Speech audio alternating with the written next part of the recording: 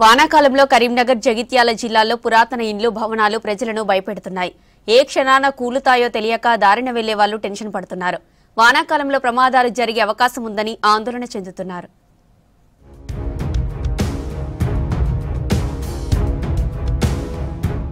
కరీంనగర్ జగిత్యాల జిల్లాలోని పల్లెలు పట్టణాల్లో పాతకాలం నాటి ఇండ్లు ప్రమాదకరంగా మారాయి. 100 ఏళ్ల క్రితం నిర్మించిన ఇండ్లలోనూ ఇప్పటికే జనం నివాసం ఉంటున్నట్లు గుర్తించిన వాటిపై చర్యలు తీసుకోకపోవడంపై విమర్శలు వస్తున్నాయి. కరీంనగర్ మున్సిపల్ కార్పొరేషన్ నగర పరిధిలో 100కు పైగా ఇండ్లను గుర్తించి నోటీసులు ఇచ్చారు అధికారులు. కొన్ని చోట్ల ఇండ్లకు నోటీసులు అంటించి వెళ్తున్నారు.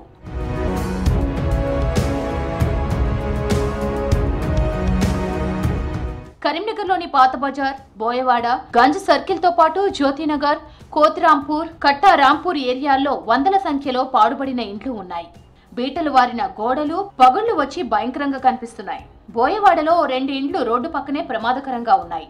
వాటిని తొలగించేందుకు ఆ ఇంటి యజమానులు ముందుకు రావడం లేదు. కుటుంబ సభ్యుల మధ్య వివాదాలే ఇందుకు కారణమని తెలుస్తోంది.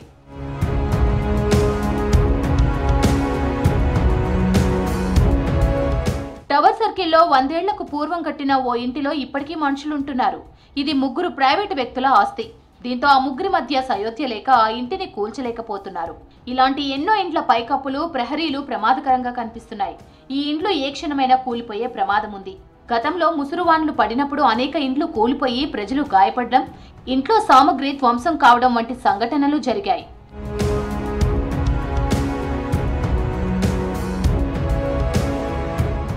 సిటీతో పాటు జగిత్యాలలో ప్రతి కాలనీలో శిథిలావస్థకు చేరిన భవనాల నుంచి ప్రజలను ఖాళీ చేయిస్తున్నారు అధికారులు. ఇండ్లు లేని వాళ్లు అద్దెలు చెల్లించే స్తోమత లేక ఖాళీ చేసేందుకు ముందుకు రావడం లేదు. దీంతో వారితో పాటు స్థానికుల భద్రతపై భయాందోళనలు వ్యక్తమవుతున్నాయి. కూలిపోతాయని భయం. పిల్లలు ఉన్నారు కదా, ఆడుకుంటారు, దాని కిందకెళ్ళి నడుస్తారు కదా, కూలిపోతాయని భయం మాకు. ఎందుకంటే పాత ఇండ్లు కదా, చాలా రోజుల కింది కూలిపోతే మాకు కూడా కొంచెం బెటరే కదా. మేము నడవము. అందుకనే పిల్లలు స్కూల్ నుంచి వస్తుంటే ఆడుకుంటుంటూనే వెళ్తారు. మేమంటే ఇట్లా వెళ్తాం, పిల్లలకు తెలియదు కదా, తెలియక అట్లా వస్తారు. పక్కకు స్కూల్ ఉంది. పిల్లలు బండ్లు ఇట్లా వెళ్తుంటే అట్లా నడుస్తారు. ఎవరైనా పిల్లలు ఆగరు కదా, అట్లా అది. బోయవాడ, గాంధీ రోడ్ ఏరియాల్లో 2 పాత ఇళ్లు ఉన్న ఫలంగా కూలిపోయాయి. ఈ ప్రమాదాల్లో కొందరు కుటుంబ సభ్యులు గాయపడ్డారు.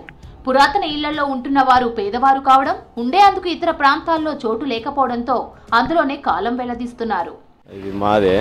ఇటువంటి చాలా ఉన్నాయి, కానీ పర్మిషన్ ఇంటి గొడవలు చిన్న ఉంటాయి కదా, వాటితోనే ఉంటుండు. అందరూ వచ్చి ఒకే అయిండ్రు. ఇప్పుడు పర్మిషన్కి ఆల్రెడీ పెట్టుకుందాం అనుకుంటే కూడా పర్మిషన్కు మళ్ళీ తీసుకోవాలి ఇది అని చెప్పి అంటున్నారు. ఇలాంటి మాకు ఒక్కడే కాదు, ఇంకా వేరే చాలామంది ఉన్నాయి. అలాంటి వారికి కొంచెం హార్డ్గా సాయం చేసి పర్మిషన్ ఇచ్చి కన్స్ట్రక్షన్కు తోడ్పడితే చాలా బాగుంటుంది గవర్నమెంట్. శిథిలావస్థలో ఉన్న ఇళ్లలో నివసిస్తున్న నిరుపేదలకు మరో చోట ఇల్లు కేటాయిస్తే వారు వెళ్లే అవకాశం ఉంటుంది. లేదంటే పాత ఇంటిని కూల్చేసుకుంటే కొత్త ఇంటి నిర్మాణానికి ఉచితంగా అనుమతి ఇవ్వాలన్న డిమాండ్లు ఉన్నాయి. పాత ఇంటిని కూల్చేసుకుని కొత్త ఇంటిని నిర్మించుకోవాలనుకుంటే ఇందిరమ్మ ఇంటి పథకంలో 5 లక్షల సాయం పొందే అవకాశం ఉంది. ఇలాంటి అనుకూలతలు అధికారులు వారికి వివరించాలంటున్నారు స్థానిక ప్రజాప్రతినిధులు. గవర్నమెంట్ ఏంటంటే పాత ఇల్లులు ఎవరిదైతే ఇల్లు ఉన్నాయో వాళ్ళకు 5 లక్షల రూపాయలు ఇస్తాం, ఇల్లు కన్స్ట్రక్షన్ చేసుకునేటే అని చెప్పారు. ఆ సర్వే కూడా అయింది. ఆ పాత ఇల్లులు ఎవరెవరు ఉన్నాయో మొత్తం సర్వే చేసుకుని పోయినారు ఎంఆర్ఓలు. కానీ ఒక్కరు కూడా 5 లక్షల రూపాయలు ఇప్పటివరకు రాలే. ఆర్థికంగా వాళ్ళు ఏదైనా సపోర్ట్ చేస్తే చాలా బీద కుటుంబం అనమాట. వాళ్ళు ఏంటంటే ఇల్లు కట్టుకునేందుకు రెడీ ఉన్నారు. ప్రభుత్వం నుంచి ఒక 5 లక్షలు దొరికితే పాపం కన్స్ట్రక్షన్ చేసుకునేందుకు కూడా రెడీ ఉన్నారు, కానీ ప్రభుత్వం ముందుకు వస్తలేదు. జగిత్యాల జిల్లాలో 5 మున్సిపాలిటీలు ఉన్నాయి. జిల్లా కేంద్రమైన జగిత్యాలలో పురాతనమైన 81 ఇండ్లు ఉన్నట్లు గుర్తించారు అధికారులు.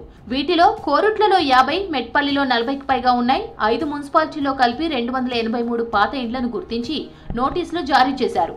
గతేడాది జగిత్యాల బ్రాహ్మణవాడలో ఓ ఇంటి పైకప్పు కూలడంతో ఉషా పాండే అనే మహిళ చనిపోయింది. ఇలాంటి సంఘటనలు పునరావృతం కాకుండా ఉండేందుకు చర్యలు తీసుకుంటున్నట్లు అధికారులు తెలిపారు. ముందు జాగ్రత్తగా ఎలాంటి ప్రాణ నష్టం కానీ ఇంకా ఆస్తి నష్టం కానీ జరగకుండా ముందు జాగ్రత్త చర్యలు తీసుకుంటున్నాం. అందులో భాగంగానే ఈ నోటీసులు ఇవ్వడం జరిగింది. కాబట్టి ప్రజలందరూ అప్రమత్తంగా ఉండి వర్షాకాలం వెళ్ళే వరకు అందరూ సురక్షిత ప్రాంతాలకు చేరుకోవాలా. ఏదైనా ఇబ్బందికరంగా ఉంటే మున్సిపల్ ఆఫీస్కు తెలియజేయాలని పట్టణ ప్రజలు కోరుతున్నాం. 3 సార్లు నోటీసులు ఇచ్చినా స్పందించకపోతే కూల్చివేయాల్సి ఉంటుందని చెప్తున్నారు మున్సిపల్, గ్రామ పంచాయతీ అధికారులు.